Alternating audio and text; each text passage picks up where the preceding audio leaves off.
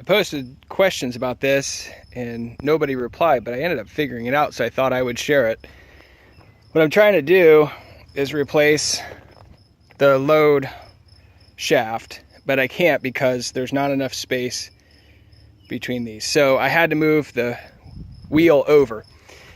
And the way I ended up doing it, these 3 bolts here, so the first, middle, and last, connect the wedge, or this wedge, to the wheel.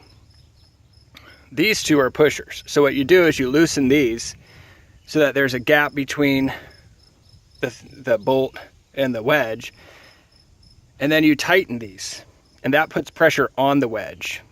And then what you end up doing is turning this, and it rides along here. What I ended up having to do was buy this guy here. You can make them yourself. I read about them, but I didn't have time nor the skills, so I thought, hey, I'll do it. 150 bucks or something. Worth it though.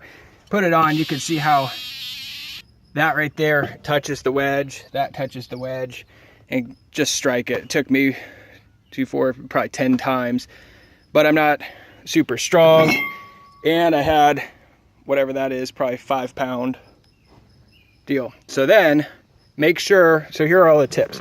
Buy one of those, unscrew these, but not all the way. These go in, push against that, slide this guy on here, give it some taps.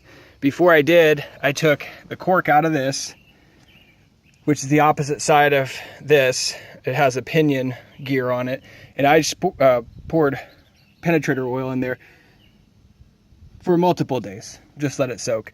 So then when you push this down, it rides along this. My tip would be to put those up, and then I'll try to do this while I record it if I have enough strength. See how that moved?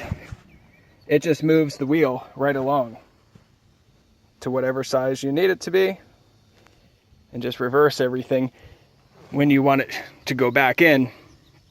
These need to be tightened really, really tight as soon as you've got your space that you want it.